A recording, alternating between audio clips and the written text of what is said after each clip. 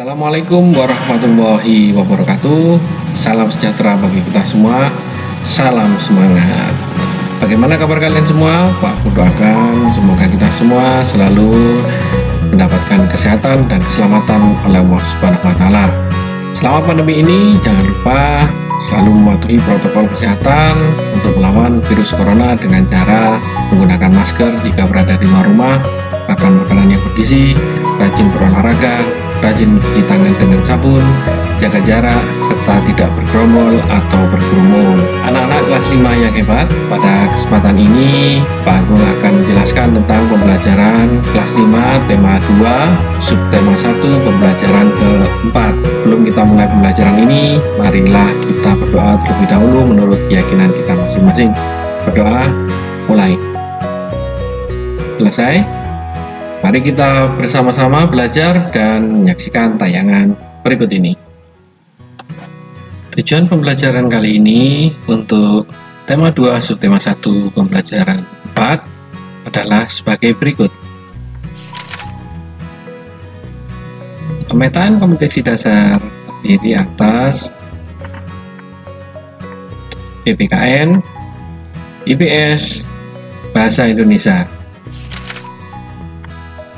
Baik anak-anak, mari kita mulai untuk pembelajaran keempat, kelas 5, tema 2, subtema 1, pembelajaran 4 yang mencakup 3 mupel, PPKN, IPS, dan Bahasa Indonesia. Bagaimana? Kalian sudah siap untuk menerima materi? Jika sudah siap, kita lakukan adalah mengenal kembali pelajaran yang lalu, yaitu apa itu informasi penting dari isi teks. Ada yang tahu? Ya, saya tahu. Informasi penting dari isi teks dapat diperoleh dari jawaban pertanyaan-pertanyaan yang menggunakan kata tanya, apa, di mana, kapan, siapa, mengapa, dan bagaimana. Sekarang kita menginjak pada materi. Ayo membaca. Ada beberapa macam jenis usaha yang memanfaatkan sumber daya alam seperti pertanian, perkebunan, kehutanan, perikanan, dan pertambangan. Ada pula jenis usaha lain yang memanfaatkan sumber daya alam yaitu usaha pariwisata. Ayo kita pelajari jenis usaha ini. Sekarang kita belajar membaca dengan judul Melihat Jejak Merapi di Kali Adem. Kita mulai ya. Kali Adem terletak di lereng Gunung Merapi di Yogyakarta. Dahulu tempat ini terkenal sebagai lokasi perkemahan yang asri. Fasilitas di area wisata Kali Adem dahulu cukup komplit. Ada pendopo, ada gedung pertemuan, kios-kios, warung, gardu pandang, lapangan untuk perkemahan, toilet, dan sebagainya. Akan tetapi, setelah Merapi meletus pada bulan Juni 2006, sebagian besar fasilitas itu lenyap terkubur lahar. Ini ada gambar wisata di Kali Adem, Yogyakarta. Juga ada wisata di lereng Merapi, anak-anak ya. Saat ini wisata Kali Adem sudah berubah nama menjadi Lavatur Kali Adem. Sebagian besar pemandangan Kali Adem berupa hamparan pasir dan batuan bekas lahar. Di sana ada bunker atau rulinda, ruang lindung darurat. Bunker ini dibangun untuk tempat berlindung jika tiba-tiba Gunung Merapi menyemburkan awan panas. Di dalam bunker ini ada kamar mandi, tabung oksigen, masker, listrik, dan perlengkapan lainnya. Pintunya 2 lapis terbuat dari lempengan besi setebal 3 cm. Tebal sekali ya. Berikutnya di sini kita akan belajar ya menulis. Ada pertanyaan di sini, di mana kamu tinggal? Nah, kalau Pak Agung tinggalnya di Kota Probolinggo. Probolinggo itu dekat dengan wisata Gunung Bromo. Apakah di daerah tempat tinggalmu ada jenis usaha pariwisata? Ya, di Kota Probolinggo juga ada wisata ya.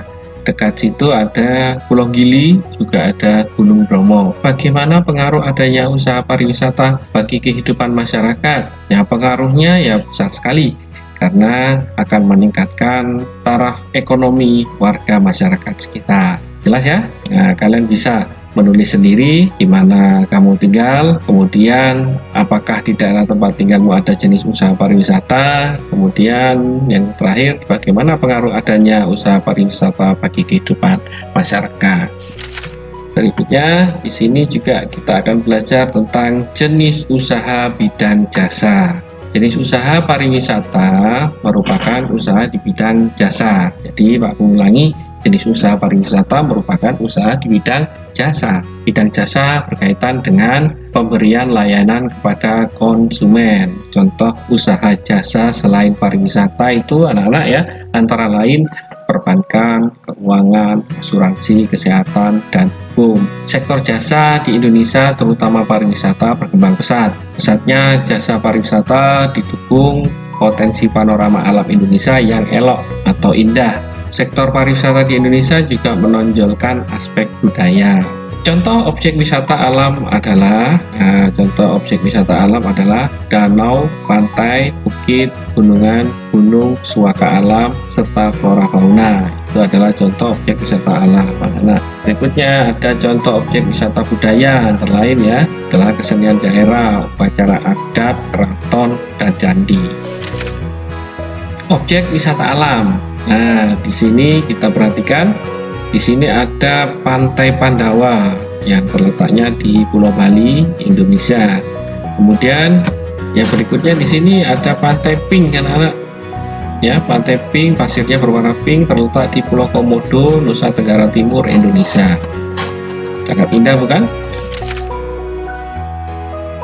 Nah, sekarang ada objek wisata alam yang di sini ada Puncak Gunung Prau, Jawa Tengah, Indonesia. Nah, bagus ya, di puncak sedikit.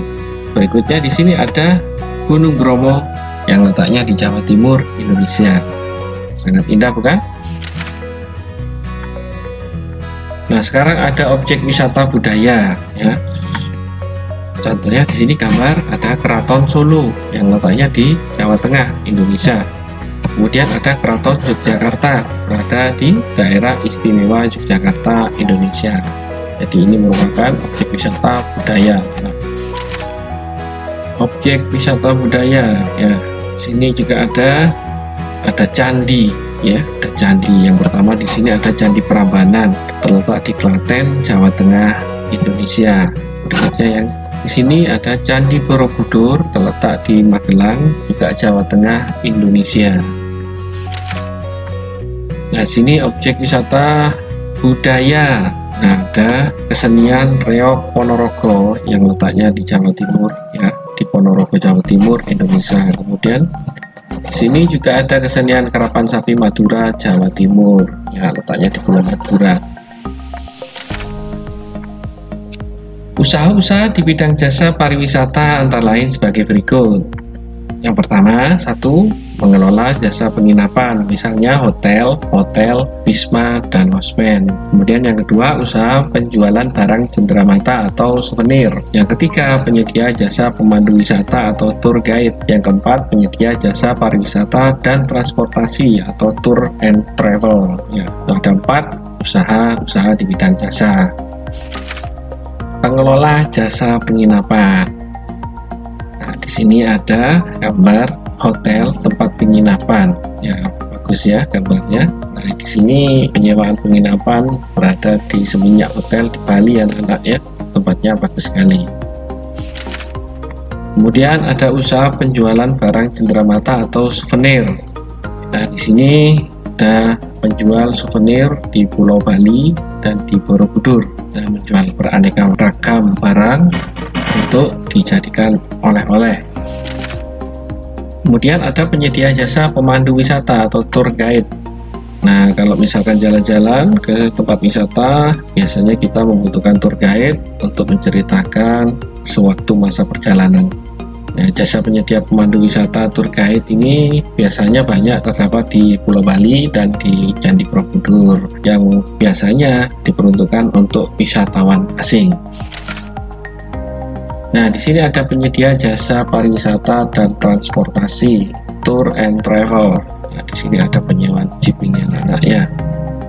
Nah, jasa transportasi tour and travel di Probolinggo dan Gunung Bromo. Nah, kalau misalkan kita mau pergi ke Gunung Bromo, biasanya kita menyewa transportasi berupa mobil. Kemudian kalau sudah berada di lautan pasir yang ada di Bromo, biasanya menggunakan jeep. Salah satu jenis usaha yang banyak kita lihat adalah berjualan, mulai dari berjualan buah, makanan, dan barang-barang keperluan sehari-hari, hingga para penjual kendaraan bermotor. Dari jenis usaha itu, para pedagang dapat memperoleh penghasilan untuk kehidupan sehari-hari. Nah, di sini kita lihat gambar ada kegiatan jual beli di pasar, kemudian di mall, ya. Biasanya di pasar buah juga ada.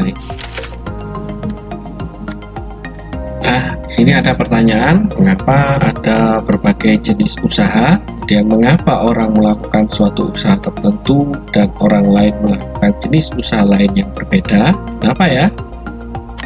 Ya, saya tahu ada berbagai jenis usaha dikarenakan ketersediaan sumber daya, kemampuan dan keahlian pemilik serta pekerja, kreatif dan inovatif, tujuan terbentuknya usaha, kondisi sosial ekonomi di masyarakat. Oleh sebab itu, dalam menjalankan usaha, setiap orang akan berbeda tindakan yang diambil untuk menjalankan jenis usaha dan lainnya. Demikian materi kelas 5 tema 2 subtema 1 pembelajaran keempat. Semoga pembelajaran kali ini dapat bermanfaat dan menambah motivasi belajar serta mempermudah dalam pemahaman materi. Tetap semangat belajar di rumah, selalu berdoa supaya pandemi ini cepat berakhir. Jaga kesehatan, jaga kebersihan lingkungan, dan jangan lupa selalu cuci tangan sebelum atau sesudah aktivitas. Terima kasih. Terima kasih sudah menyaksikan video pembelajaran ini. Sampai berjumpa lagi pada materi selanjutnya. Wassalamualaikum warahmatullahi wabarakatuh. Dadah.